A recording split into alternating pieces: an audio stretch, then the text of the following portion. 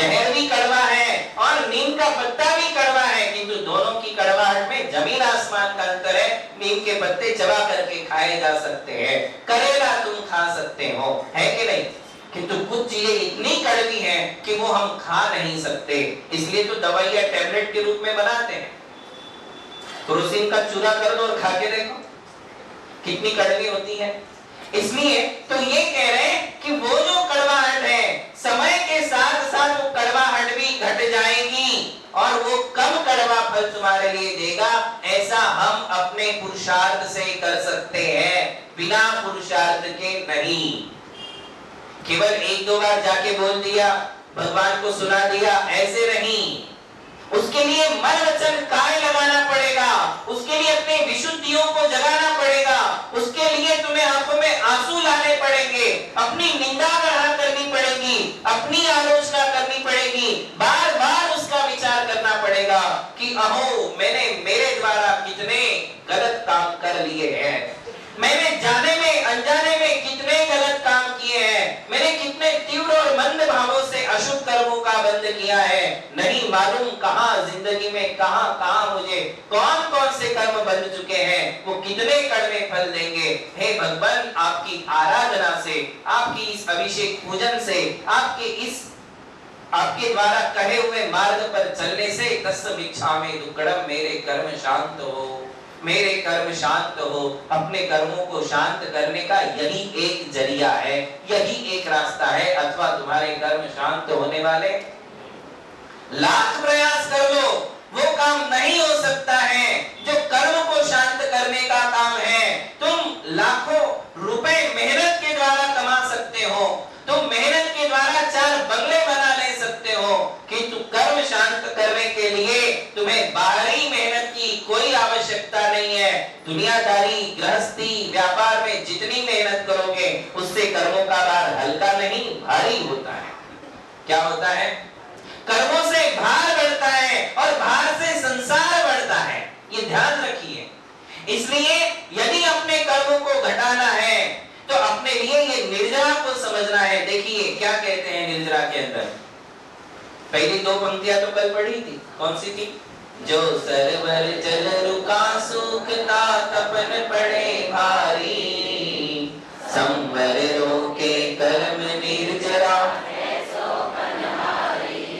उदय भोग सविपाक समय पक जाए आम डाली, दूजी है अविपाक पकावे पाल मिशे माली। देखिए 2 प्रकार मैंने पहले ही आपको समझा दिया है, फिर भी अब ये 2 प्रकार हम समझ लें। उदय भोग सविपाक, यहाँ निर्जरा के 2 भेद कर रहे हैं। कहते हैं कि एक है अविपाक निर्जरा, दूसरी है सविपाक निर्जरा, या यहाँ क्रम में पहले है सविपाक निर्जरा और फिर है अविपाक निर्जरा।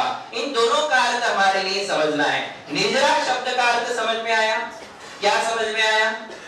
कर्म अपना फल देकर जो आत्मा से अलग हो जाता है उसे क्या कहते हैं? निर्जरा कहते हैं। ये निर्जरा की परिभाषा है। अब उसमें 2 बातें समझना है कि वो निर्जरा वो फल कैसे देता है। तो पहली बात कहते हैं उदय भोग सविपाक समय। 80 साल के लिए तुमने कर्म का बंध किया, स्थिति बंध किया, तो 80 साल बाद ही उदय में आना और फल देना, इसे कहते हैं सविपाक निर्जरा। कर्म जब बंधा था, बंधते समय उसने जो स्थिति अपने साथ बांधी थी, जो समय लेकर के वो आया था, वो समय पूर्ण करना, इसे कहते हैं सविपाक। क्या कहते हैं? सविपाक निर्जरा। ये उसका नाम है, अपना समय पूर्ण कर लेना और फिर उतना ही फल देना जितना बांधते समय तय हो चुका था, उतना ही कड़वा उतना ही मीठा फल देना। इसे कौन सी निर्जरा कहेंगे? सविपाक। कौन सी कहेंगे? उदय भोग सविपाक समय पक जाए आम डाली। एक एग्जाम्पल उसके साथ दे दिया कि बोले जैसे आम का पेड़ है तो आम के ऊपर जब पेड़ के ऊपर जब आम लगते हैं तो अपने समय से उनका पकना, डाली पर पकना अपने समय से पकना है। कर देना, पहले वो हरे रंग की कैरी बन जाती है, धीरे धीरे जो है डाली पर वो पक जाए, पीली हो जाए। तो डाली पर जो पकना होता है वो कौन सा पकना है? सविपाक है। कैसा है? अपने समय से पकेगी डाली पर, किंतु यदि उसको तोड़कर कच्चे अवस्था में तोड़कर यदि पाल में डाल दो, देखो चौथी लाइन, दूजी है अविपाक पकावे पाल विषय माली। माली यदि कच्ची कैरियों को तोड़ करके अपने पास पाल में रख देते हैं और घर में ही उसको पकाता है, तो डाली पर रहकर पकने के लिए जितने दिन लगने वाले थे, हो सकता है 8 दिन बाद, 10 दिन बाद, 15 दिन बाद वो कैरी पकने वाली थी, आम बनने वाला था, किंतु उसको तोड़ करके हम दिन 1, 2, 3 दिन के अंदर अंदर उसको पका देते हैं। जो समय से पहले पकाया जाता है उसे कहते हैं अविपाक। बोलिए, समय के साथ पकना क्या है? सविपाक। समय से पहले पका देना, देखो समय से पहले पकता नहीं, पकाना पड़ता है। जैसे तुम एक दूसरे को पकाते हो, वैसे ही कर्म अपने आप पकता नहीं है। अपने आप पकेगा तो वो सविपाक, अपना समय पूरा करके पकेगा, किंतु यदि समय से पहले उसको पकाना है तो पुरुषार्थ करना पड़ेगा, वह क्रिया अपने आप होने वाली नहीं है। डाली पर रखे रखे तो उसको समय से पहले पका नहीं सकते हो, उसको तोड़ के आपको रखना पड़ेगा तो ही वो समय से पहले पकेगा। दूजी है अविपाक, वो है अविपाक निर्जरा। कौन सी है? पाल विषय माली, जैसा माली ये काम करता है। अब दोनों का अर्थ समझ में आ गया। और इसका क्या मतलब है? कि इसका अर्थ है कि हम अपने बंधे हुए पाप कर्मों की स्थिति घटा सकते हैं। विद्या भेषज मंत्र तो हवनैर्याति प्रशांतिम यथा। क्या कहा? बोले जैसे पूज्यपाद आचार्य कहते हैं कि क्रुद्धाशीर विषदुष्ट दुर्जय विशो ज्वालावली विक्रमो विद्या भेषज मंत्र तो हवनैर्याति प्रशांतिम यथा। तद भक्ते चरणार विंद युगल स्तुतेव आदि शांति भक्ति की ये पंक्तियां हैं। और उसमें कहते हैं कि हे भगवान, जैसे हवन आदि के माध्यम से हम अपनी पीड़ाओं को शांत करते हैं, वैसे ही आपकी भक्ति के द्वारा कर्म शांत हो जाते हैं। कर्मों को शांत करने का सबसे बढ़िया उपाय है भगवान की भक्ति। भक्ति ये जिणवराणम खीयति जम पूव संचयम कम्मम। मूलाचार में आचार्य भट्टकेर लिखते हैं कि जिनेंद्र भगवान की भक्ति के द्वारा हम अपने पूर्व में बंधे हुए कर्मों को यूं शिथिल करके भगा सकते हैं, जैसे गरुड़ के आते ही सारे सांप भाग जाते हैं, वैसे ही जिनेंद्र भगवान की भक्ति से हमारे आत्मा में बंधे हुए ये सारे पाप सांप भाग करके दूर हो जाते हैं। केवल किसके द्वारा? दो चीजें हैं, एक है ज्ञान और एक है भक्ति। दो चीजें हमारे पास हैं, एक है भक्ति और एक है ज्ञान। किसके द्वारा हम कर्मों से दूर हो सकते हैं, कर्मों की कड़वाहट से बच सकते हैं? ज्ञान से नहीं, भक्ति से। ज्ञान से क्या है? देखिए, हम भक्ति के द्वारा कर्म की कड़वाहट से बच सकते हैं, हम कर्मों से बच सकते हैं, कर्मों को शांत कर सकते हैं। और बाय चांस कर्म शांत नहीं हो रहा है तो ज्ञान से हम उसको सह सकते हैं। सहनशीलता ज्ञान से मिलती है। किससे मिलती है? दोनों ही लाभदायक है। भक्ति से तो हम कर्म को ही शांत कर देंगे, यदि कर्म शांत नहीं होगा तो उसको सहने की शक्ति किससे मिलेगी? ज्ञान से। और हमें दोनों चाहिए। हमें कर्म को शांत भी करना है और यदि कर्म उदय में है, कड़वा फल दे रहा है, तो हमें उसको सहन करने की शक्ति भी चाहिए। तो वो ज्ञान से मिलती है, इसलिए भक्ति भी चाहिए। और किंतु सबसे पहले क्या चाहिए? ज्ञान चाहिए कि भक्ति? केवल सहते रहोगे क्या? कर्मों को शांत नहीं करना है क्या? करना है तो गृहस्थों के लिए, मुनियों के पास तो अनेक निमित्त हैं कर्मों को शांत करने के। वो तपस्या करेंगे, साधना करेंगे, मुनियों के व्रत पालेंगे, समिति पालेंगे, तपस्या करेंगे 12 प्रकार की, तो साधु अपने कर्मों से बचेंगे, कर्मों की निर्जरा करेंगे। किंतु आप कैसे करोगे? गृहस्थ कैसे करेगा? केवल किसके द्वारा?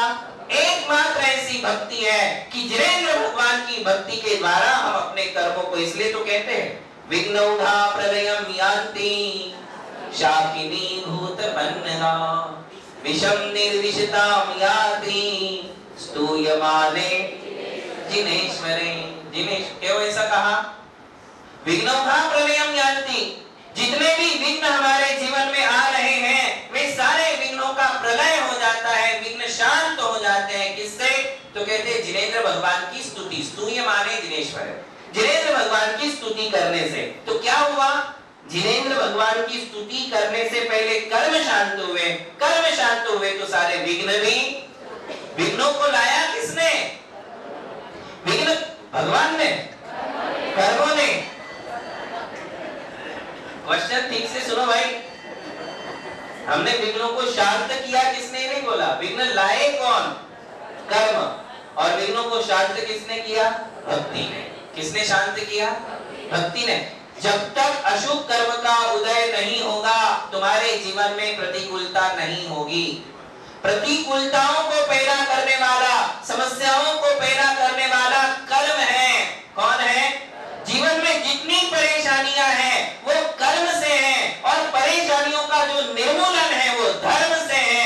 ये सूत्र है, जो भी परेशानी आएगी कर्म से, और परेशानी जाएगी धर्म से, भक्ति से, आराधना से, तभी वो कर्म शांत हो सकता है, वरना होने वाला नहीं है। इसलिए कहा कि भक्ति से पूर्वबद्ध कर्म शांत हो जाते हैं। जितनी ज्यादा आराधना भक्ति करोगे, माला पाठ करोगे, अनुष्ठान करोगे, जाप मंत्र लेकर उसका अनुष्ठान करते जाओ, उससे कर्म शांत होते हैं। हमारे लिए अनेक प्रकार की पीड़ाएं हैं, बीमारियों से हैं, व्यापार से लेकर है, परिवार से लेकर के हैं, हर काम के लिए मंत्र है, हर काम के लिए साधना है, अनुष्ठान है। अनुष्ठान लेकर के यदि विधिवत तुम मंत्र का और जाप्य का अनुष्ठान करोगे, उसके बाद हवन करोगे, ये जरूरी है। यदि तुमने जाप्य का अनुष्ठान किया है तो उसके बाद हवन होता है। जितनी जाप की है उसकी दशांश आहुतियां हवन के माध्यम से दी जाती है। ऐसा करने से विघ्न शांत होंगे। पहले कर्म शांत होंगे और फिर कोई भी आराधना करो, अभिषेक करो, पूजन करो, माला करो, विधान करो, हवन करो, पंच कल्याणक करो, इन सब कार्यों से हम एक्चुअली क्या करते हैं? अपने बंधे हुए कर्मों की कड़वाहट कम करते हैं। यदि इतनी सी बात तुम्हारे दिमाग में फिट हो जाए तो आपका अभिषेक में मन लगने लग जाएगा, आपका पूजाओं में मन लगने लग जाएगा। 3-3 घंटे पूजा करोगे तो भी उबासी नहीं आएगी, जाने का मन नहीं करेगा, उठने का मन नहीं करेगा, आनंद आएगा, लगेगा कि बैठा रहूं, करता रहूं, करता रहूं।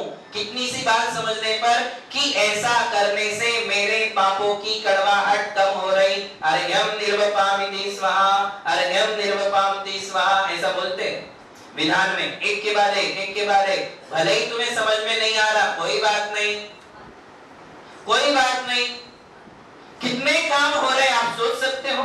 यदि बाय चांस आप विधान में बैठे हो, आराधना में बैठे हो, परिषद में बैठे हो, और उस समय तुम्हें 4 घंटे बैठना पड़ता है, कितने कार्य हो रहे एक बार में पता है? सबसे पहले हो रहा पापों का संवर। क्या हो रहा? क्योंकि उस समय तुम गलत सोचते नहीं हो, गलत काम कर नहीं रहे हो, पाप नहीं कर रहे हो, कषाय नहीं कर रहे हो, वासनाओं में नहीं उलझे हो, व्यापार में नहीं उलझे हो। कितने गलत कार्यों से बच गए।